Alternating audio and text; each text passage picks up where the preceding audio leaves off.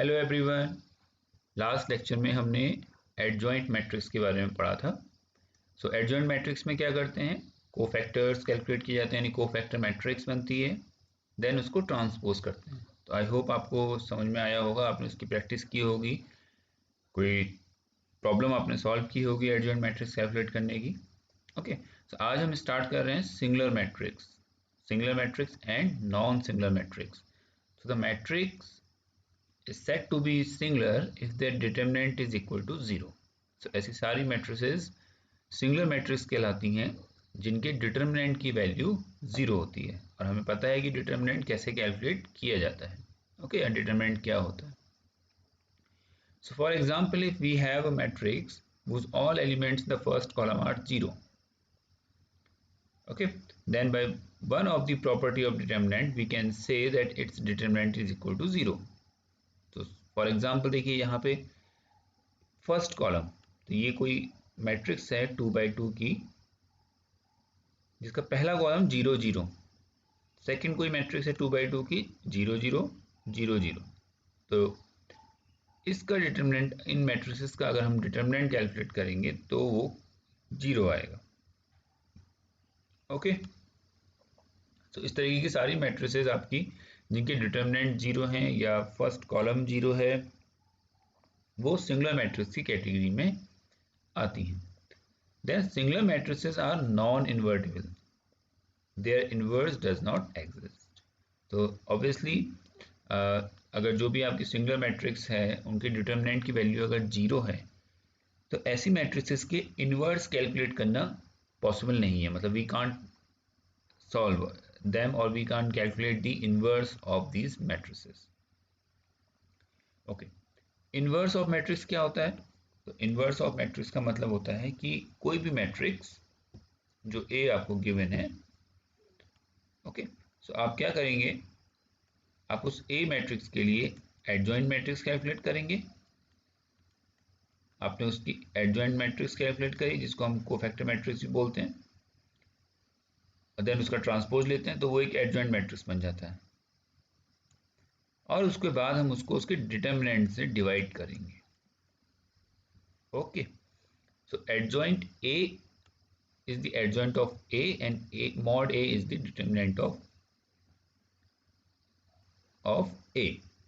So जब अगर mod A की वैल्यू 0 है तो ऑब्वियसली हम A इनवर्स कैलकुलेट नहीं कर सकते, तो A इनवर्स को लिखा जाता है A इनवर्स। क्लियर? तो ये मैंने आपको एग्जांपल समझाया। तो कोई भी अगर आपसे पूछता है कि सिंगुलर मैट्रिक्स क्या होती है, तो आपको ये 2-4 पॉइंट्स में एक्सप्लेन करना होगा। एग्जाम्पल की हेल्प से आप समझा सकते हैं कि देखिए इस मैट्रिक्स का डिटर्मिनेंट 0 आ रहा है, तो हम इसके इन्वर्स को कैलकुलेट नहीं कर सकते हैं, और ऐसी सारी मैट्रिसेस आपकी सिंगुलर मैट्रिसेस कहलाती हैं। क्लियर? अब नॉन सिंगुलर मैट्रिक्स क्या होता है?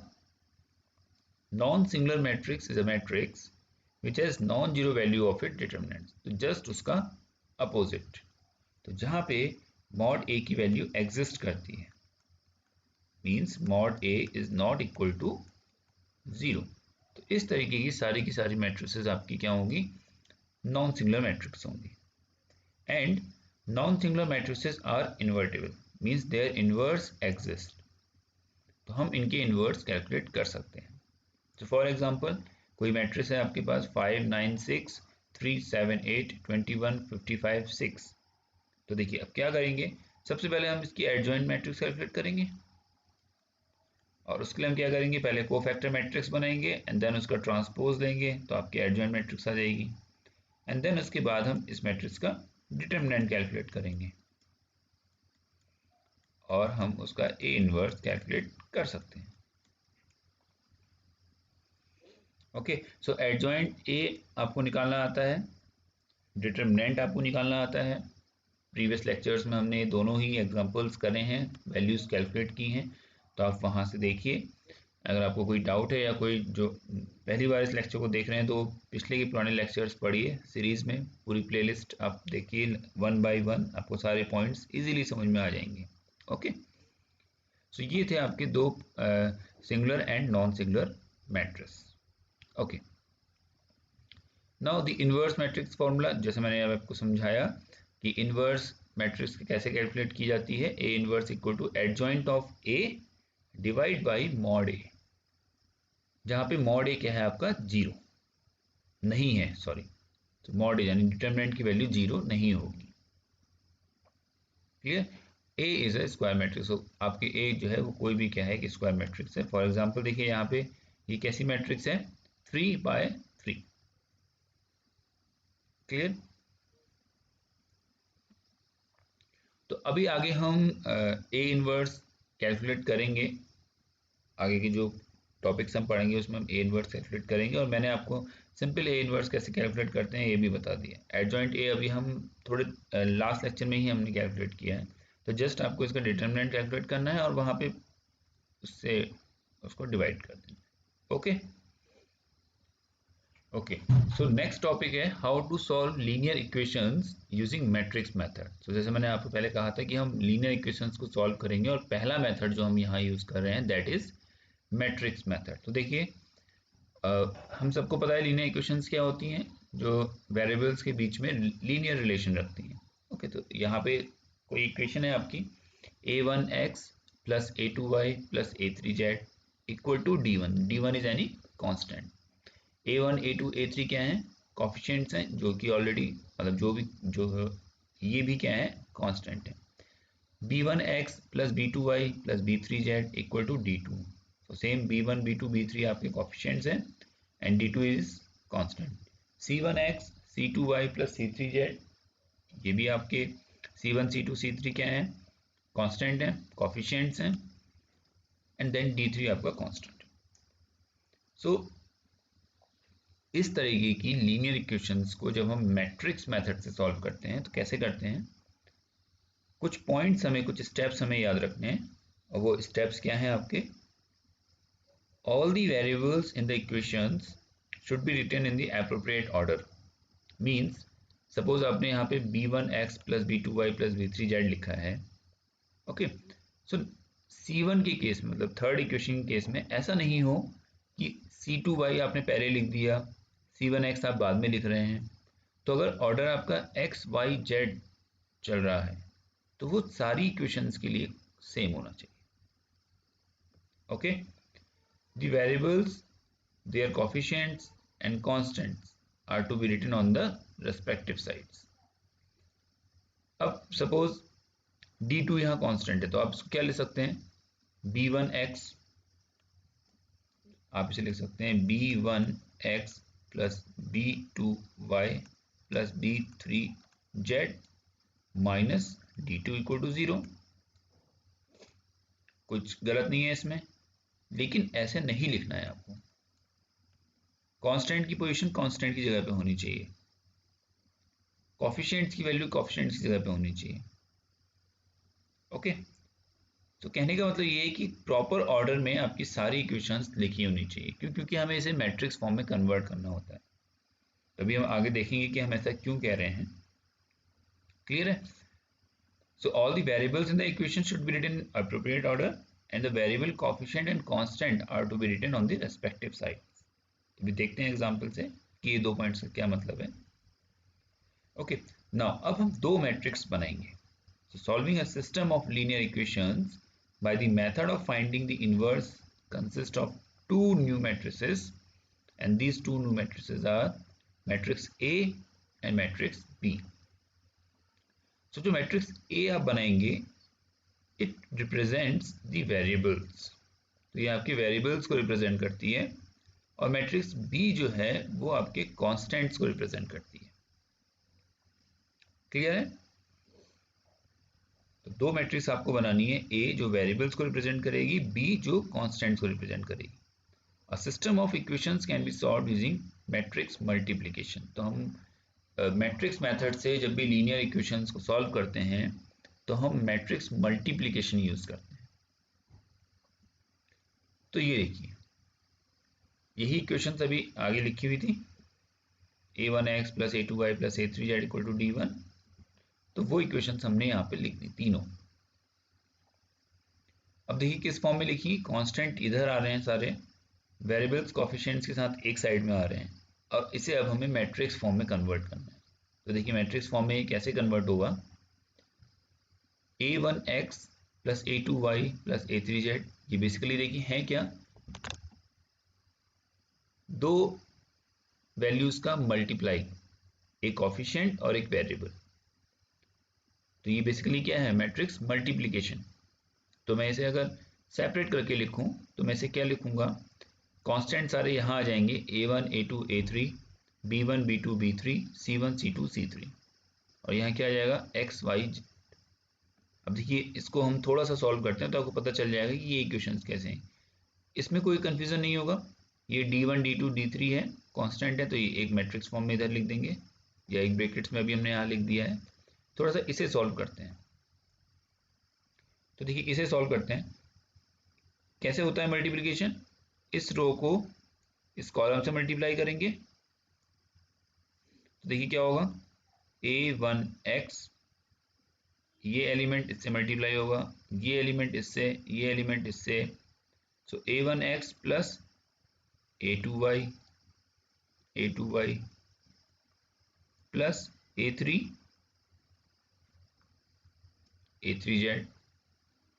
Okay, plus a3z। Then next क्या होगा, b1x plus b2y plus b3z।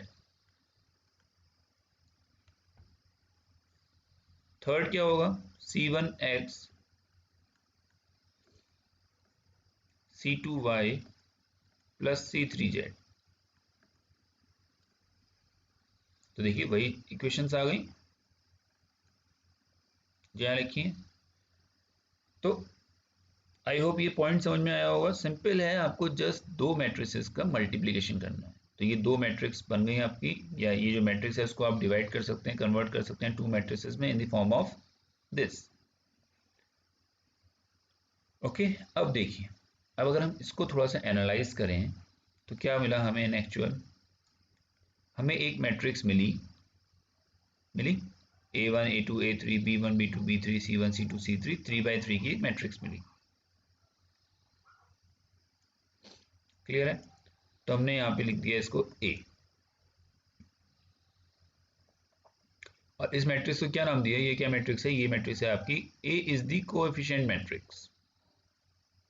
Clear, x y z आपके क्या हैं, वेरिएबल्स, तो हमने इसको क्या नाम दिया, x is the variable matrix, और एक मैट्रिक्स से डिफाइन कर दिया x, that is x y z। एक तीसरी मैट्रिक्स बनी जिसको हमने क्या क्या लिखा, d1 d2 d3। अब देखिए ये कैसी मैट्रिक्स हैं, ये सब कॉलम मैट्रिक्स है, क्योंकि यहाँ पे सिंगल कॉलम है। ओके, तो हमने जो टाइप्स ऑफ मैट्रिक्स पढ़ा था आपको याद आ रहा होगा, तो वहाँ हमने क्यों पढ़ा था, इसलिए पढ़ा था ताकि हम एनालाइज कर पाएँ कि हम कौन सी मैट्रिक्स सॉल्व कर रहे हैं।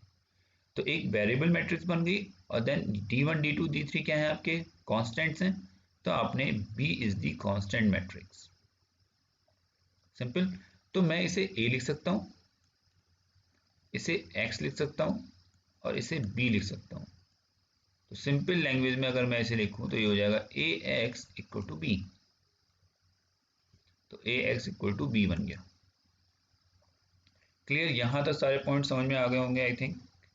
मैंने आपको हर एक चीज़ समझाई कि कैसे लिखा जा रहा है, उसको क्या नाम दिया गया, क्यों नाम दिया गया।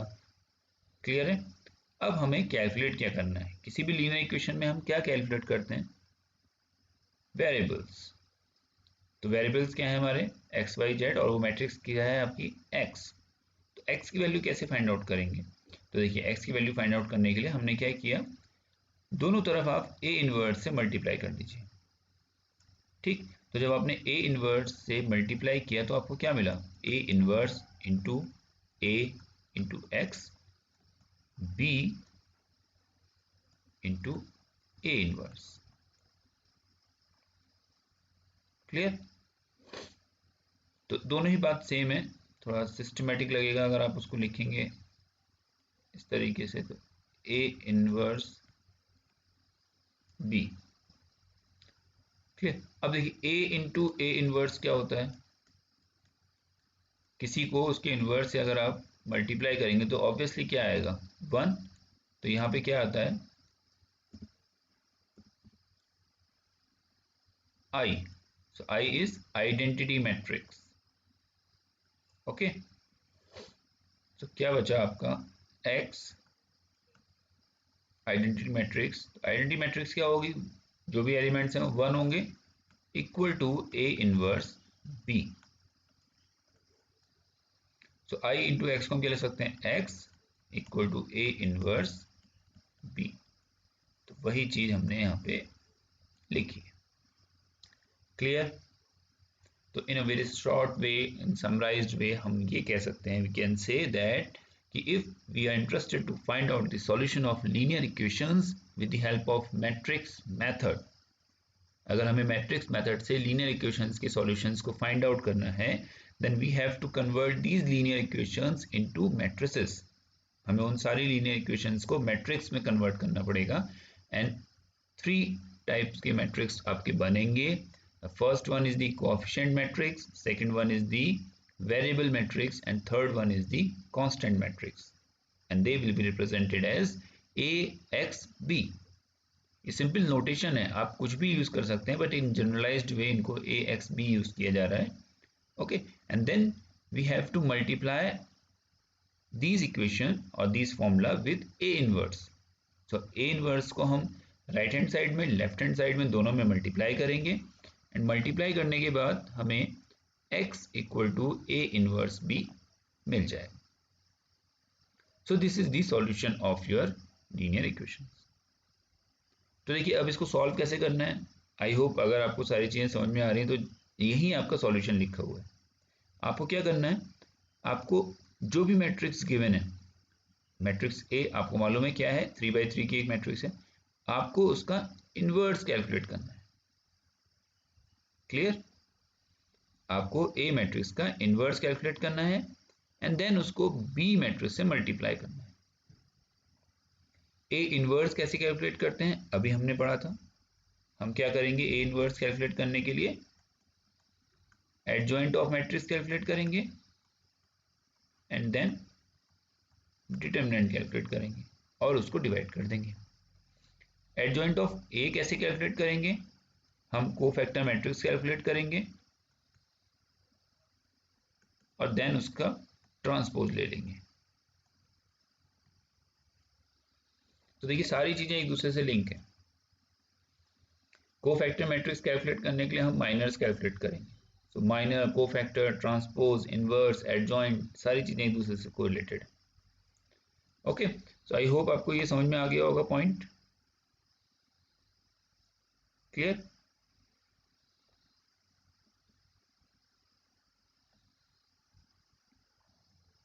तो अब एक प्रॉब्लम देखते हैं। ओके, जो अभी हमने फॉर्मूला पढ़ा यूजिंग मैट्रिक्स मेथड कैसे सॉल्व किया जाता है, तो उसका एक एग्जांपल देखते हैं।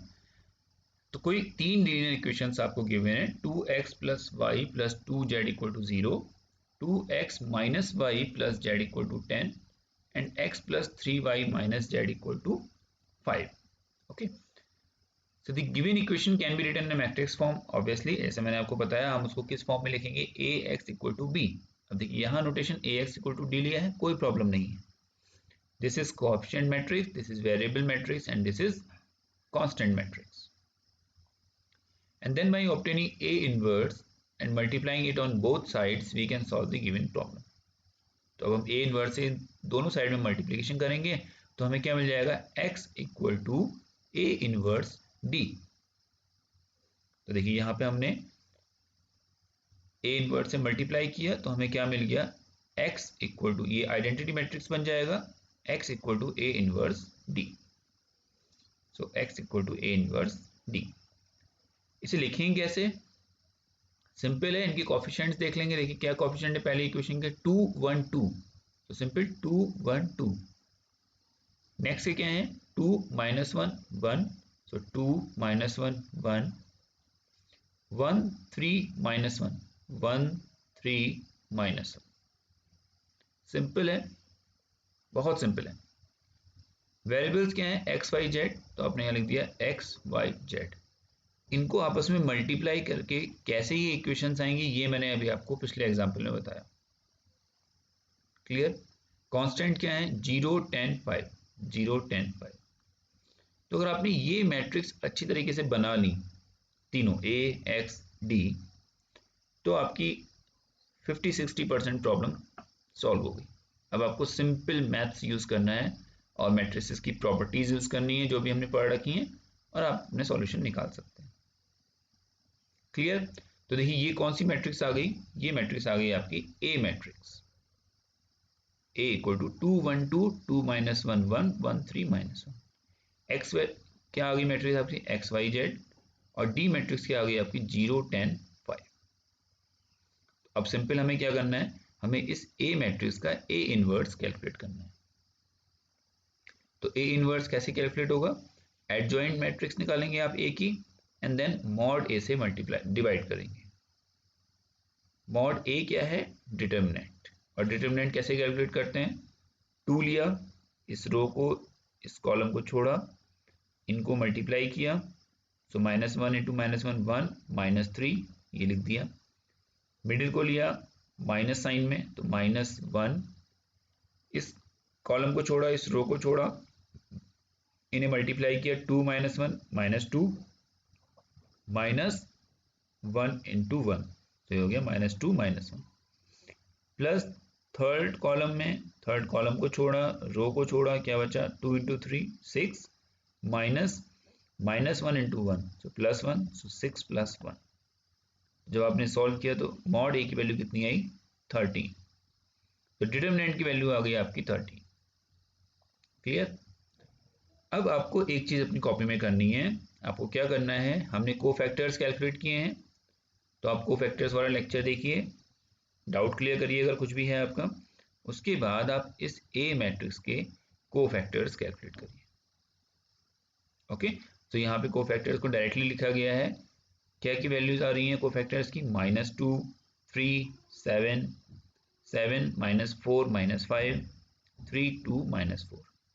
तो ये आपको कैलकुलेट करना है, ये आपका असाइनमेंट है कि आप इसे कैलकुलेट करके वैल्यूज निकालिए और यहाँ से मैच करके देखिए कि आपकी वैल्यू सही आ रही है या नहीं आ रही है। ओके, देन कोफैक्टर मैट्रिक्स निकालने के बाद हम क्या करते हैं, उसका ट्रांसपोज ले लेते हैं। तो देखिए क्या होता है ट्रांसपोज में, जो भी कॉलम के एलिमेंट्स हैं वो रो के एलिमेंट बन जाएंगे। ओके, क्या थे, -2 7 3, तो वो क्या बन जाएंगे, -2 7 3, यानी वो रो में चले जाएंगे। नेक्स्ट कॉलम क्या था आपका, 3 -4 2, तो वो रो में चला जाएगा, 3 -4 2। 7 -5 -4, तो वो रो में चला जाएगा, 7 -5 -4। तो ये आपकी एक एडजॉइंट मैट्रिक्स बन गई। अब आपको क्या करना है, एडजॉइंट मैट्रिक्स को, क्लियर, तो देखिए ये एडजॉइंट मैट्रिक्स को मॉड ए यानी डिटर्मिनेंट से डिवाइड करेंगे तो क्या मिल जाएगा आपको, ए इनवर्स। तो ये आपको ए इनवर्स मिल गया। अब x की वैल्यू कैसे निकालेंगे, ए inverse into D constant matrix.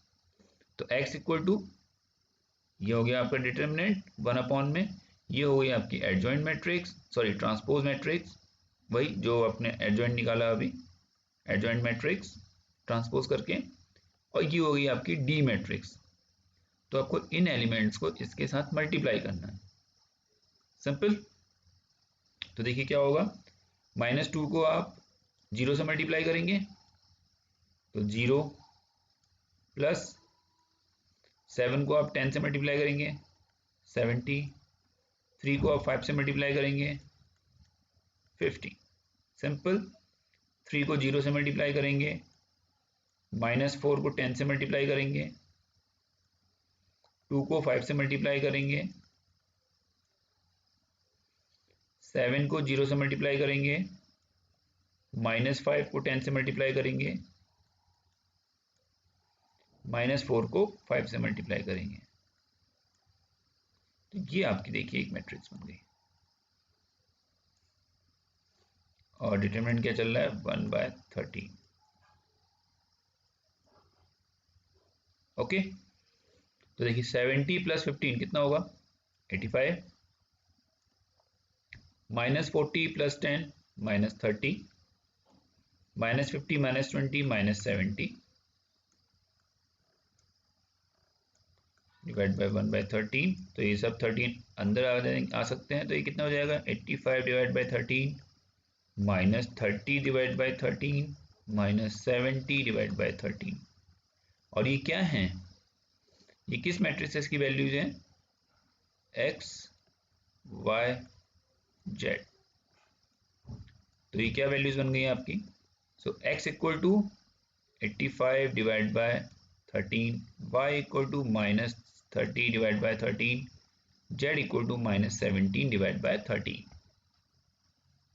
Okay, so आज के लेक्चर में हमने लीनियर इक्वेशंस को सॉल्व किया यूजिंग मैट्रिक्स मेथड। और मैट्रिक्स मेथड से सॉल्व करने का सिंपल क्या तरीका है, पहले आप उसको मैट्रिक्स फॉर्म में कन्वर्ट कीजिए, जहां आपकी एक कोफिशिएंट मैट्रिक्स होगी, एक वेरिएबल मैट्रिक्स होगी, एक कांस्टेंट मैट्रिक्स होगी। देन आप उसको ए इनवर्स से मल्टीप्लाई कीजिए। ए इनवर्स से मल्टीप्लाई करने के बाद आपके पास जो इक्वेशन बनेगी वो बनेगी x equal to A inverse b। Then आप ए इनवर्स कैलकुलेट कीजिए। ए इनवर्स कैलकुलेट करने के लिए क्या किया जाता है, adjoint of A matrix then divided by determinant of A matrix. ये चीज कैलकुलेट करने के बाद आप उसको बी मैट्रिक्स से मल्टीप्लाई कीजिए, जो कि आपकी एक कॉलम मैट्रिक्स है और किसको रिप्रेजेंट करती है, कॉन्स्टेंट्स को। क्लियर, इतना करने के बाद आपके पास एक ए इनवर्स आ जाएगा, आपने उसको कांस्टेंट मैट्रिक्स से मल्टीप्लाई कर दिया, आपका सॉल्यूशन आ गया। So this is the way और the method to solve linear equations using matrix method. So I hope ये आपको समझ में आया होगा। प्रैक्टिस करिए, प्रॉब्लम्स देखिए। बार बार मैं आपसे यही कह रहा हूँ कि आप जितनी ज़्यादा प्रैक्टिस करेंगे, जितनी ज़्यादा प्रॉब्लम सॉल्व करेंगे, आपके जो डाउट्स हैं वो और अच्छी तरीके से क्लियर होंगे। ओके, सो आज के लेक्चर के लिए इतना ही। Thank you.